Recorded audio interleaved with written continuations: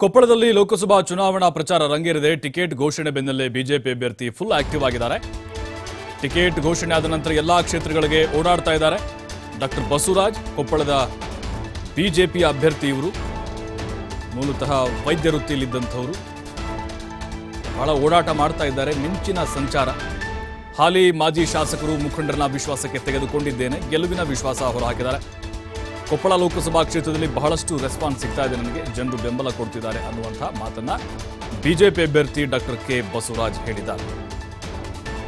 BJP ಅಭ್ಯರ್ಥಿಯಾಗಿ K Basavaraj ಅವರು ಏನಾದರೆ ಘೋಷಣೆ ಆಗ್ತಿದ್ದಂತೆ ಈಗಾಗಲೇ ಫುಲ್ ಅಲರ್ಟ್ ಆಗಿರೋದು. ಏನು ಕ್ಷೇತ್ರದಂತೆ ಭಾಳಷ್ಟು ಸಂಚಾರ ಮಾಡ್ತಾ ಇದ್ದಾರೆ, ಜೊತೆಗೆ ಭಾಳಷ್ಟು ಸಭೆಗಳು ಮಾಡ್ತಾ ಇರೋದು, ಅದರ ಜೊತೆಗೆ ಎಲ್ಲರನ್ನು ಒಗ್ಗೂಡಿಸಿಕೊಂಡು ಹೋಗುವ ನಿಟ್ಟಿನಲ್ಲಿ ಕೆಲಸ ಮಾಡ್ತಿದ್ದಾರೆ. ಸ್ವತಃ ನಮ್ಮ ಜೊತೆ ಬಿಜೆಪಿ ಅಭ್ಯರ್ಥಿ ಇದ್ದಾರೆ, ಅವ್ರನ್ನ ಮಾತಾಡ್ಸ್ಕೊತೋಣ. ಸರ್, ಟಿಕೆಟ್ ಘೋಷಣೆ ಅಂತಂತೆ ತಾವು ಕೂಡ ಸಂಘಟನೆ ಮಾಡ್ತಾ ಇದ್ದೀರಾ, ಅದರ ಜೊತೆಗೆ ಪ್ರತಿಯೊಂದು ಕ್ಷೇತ್ರಕ್ಕೆ ಹೋಗ್ತಾ ಇದ್ದೀರಾ, ಯಾವ ರೀತಿ ರೆಸ್ಪಾನ್ಸ್ ಇದೆ?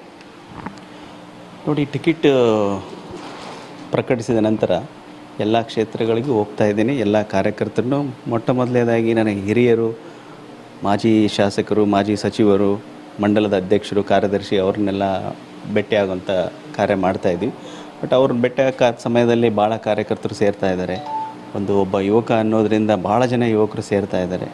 ಯಾಕಂದರೆ ಎಲ್ಲ ಕಡೆ ಯುವಕರದೊಂದು ಮೋದಿ ಪಡೆನೇ ಇದೆ. ಸೊ ಭಾಜಪ ಅಭ್ಯರ್ಥಿ ಮೋದಿಯವರ ಕ್ಯಾಂಡಿಡೇಟು ಅಂದ ತಕ್ಷಣ ಭಾಳ ಜನ ಬರ್ತಾರೆ ಸಹಜವಾಗಿ. ಸೊ ಎಲ್ಲ ಕಡೆ ರೆಸ್ಪಾನ್ಸ್ ಚೆನ್ನಾಗಿ ಸಿಗ್ತದೆ, ಎನ್ಕರೇಜ್ಮೆಂಟ್ ಸಿಗ್ತಾಯಿದೆ ಎಲ್ಲರ ಕಡೆಯಿಂದ. ಸೊ ಹಿಂಗಾಗಿ ಎಲ್ಲ ಕ್ಷೇತ್ರದಲ್ಲಿ ನಾನು ಅನಿರೀಕ್ಷಿತವಾಗಿ ಹೋಗಿದ್ದು, ಯಾರಿಗೂ ಹೇಳಿ ಬರ್ತಾಯಿದ್ದೀನಿ ಅಂತ ನಾವು ಹೋಗ್ತಾ ಇಲ್ಲ. ನಾನು ಮೊಟ್ಟ ಮೊದಲೇದಾಗ ಹೋಗಿದ್ದು ಸಿರುಗುಪ್ಪದಲ್ಲಿ ಅರೌಂಡ್ 1000 ಜನ ಸೇರಿದರು.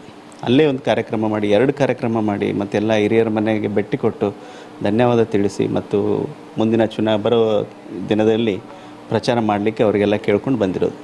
ಸೊ ಅದ್ರ ಜೊತೆಗೆ ಸಂಸದರು ಕೆಲವಷ್ಟು ಬಂಡಾಯ ಹೇಳ್ತೀನಿ ಅಂತ ಹೇಳಿದ್ದಾರೆ. ಅವ್ರನ್ನ ಈ ಬಂಡಾಯ ಶಮನಗೊಳಿಸೋ ನಿಟ್ಟಿನಲ್ಲಿ ಯಾವ ರೀತಿ ಕೆಲಸ ಮಾಡ್ತಾರೆ, ಅವ್ರ ಜೊತೆ ಮತ್ತಿನ್ಮಯ ಮಾತುಕತೆಯನ್ನು ಮಾಡ್ತಾರೆ? ಇಲ್ಲ, ನಾನು ಟಿಕೆಟ್ ಸಿಕ್ಕ ತಕ್ಷಣವೇ ಮರುದಿನವೇ ಅವ್ರ ಮನೆಗೆ ಹೋಗಿದ್ದು. ನಮ್ಮೆಲ್ಲ ನಾಯಕರು ಸೇರಿ ಹೋಗಿದ್ವಿ. ಸೊ ಅವರು ಸಮಯ ತೊಗೊಂಡಿದ್ದರು, 1-2 ದಿನ ಸಮಯ ತೊಗೊಂಡಿದ್ದರು, ಮತ್ತೆ 1-2 ದಿನ ಸಮಯ ತೊಗೊಂಡಿದ್ದಾರೆ. ಮತ್ತೆ ನಮ್ಮ ನಾಯಕರು ಹೋಗಿ ಬಂದಿದ್ದಾರೆ. ರಾಜ್ಯದ ನಾಯಕರು ಅವರೊಟ್ಟಿಗೆ ಸತತವಾಗಿ ಮಾತಾಡ್ತಾ ಇದ್ದಾರೆ. ಸೊ 1-2 ದಿನದಲ್ಲಿ ಶಮನ ಆಗುತ್ತೆ ಅಂತ ವಿಶ್ವಾಸ ನನಗಿದೆ. ಸರ್, ಕಳೆದ ಬಾರಿ ಸ್ವತಂತ್ರ ಅಭ್ಯರ್ಥಿ ಇದೀಗ ಮತ್ತೆ ಕಾಂಗ್ರೆಸ್ ಅಭ್ಯರ್ಥಿಯಾಗಿದ್ದಾರೆ. ಯಾವ ರೀತಿ ಪೈಪೋಟಿ ನೋಡ್ಬೋದು ಅಂತ ಕ್ಷೇತ್ರದಲ್ಲಿ? ಇಲ್ಲ, ಇರ್ಬೋದು. ಕಳೆದ ಬಾರಿನೂ ಅಲ್ಲ, ಅದಕ್ಕಿಂತ ಮುಂಚೆನೂ ಅವ್ರ ತಂದೆಯವರು ನಿಂತಿದ್ದರು. ಸೊ ಈಗ ಲಾಸ್ಟ್ ಟೈಮ್ಗಿಂತ ಈಗ ನೋಡಿದರೆ ಬಿ ಜೆ ಪಿದು ಮೋದಿಯವರ ಪರವಾಗಿ ಅಲೆ ಜಾಸ್ತಿ ಇದೆ.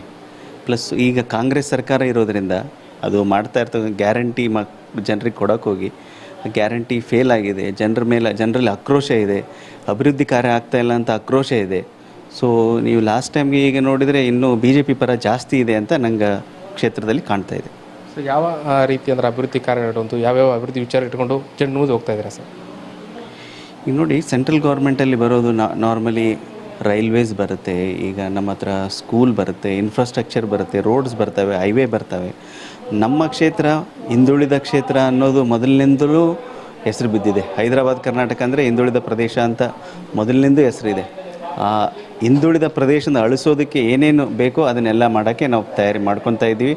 ಅದನ್ನು ಕೆಲವು ವರ್ಷಗಳಲ್ಲಿ ನಮ್ಮದು ಈಗೇನು ನಾವು ನಾರ್ತ್ ಕರ್ನಾಟಕದಲ್ಲಿ ಬೆಳವಣಿಗೆ, ಹೈದರಾಬಾದ್ ಕರ್ನಾಟಕದಲ್ಲಿ ಬೆಳವಣಿಗೆ ಅಂದರೆ ಗುಲ್ಬರ್ಗ ಆಗುತ್ತೆ, ನಾರ್ತ್ ಕರ್ನಾಟಕದಲ್ಲಿ ಬೆಳವಣಿಗೆ ಅಂದರೆ ಬಿಜಾಪುರ ಆಗುತ್ತೆ, ಬಾಂಬೆ ಕರ್ನಾಟಕದಲ್ಲಿ ಬೆಳವಣಿಗೆ ಅಂದರೆ ಬೆಳಗಾಂ ಆಗುತ್ತೆ. ಬಟ್ ಇನ್ನಿತರ ಜಿಲ್ಲೆಗಳು, ಇನ್ನಿತರ ಪಟ್ಟಣಗಳು ಬೆಳೀತಾ ಇಲ್ಲ.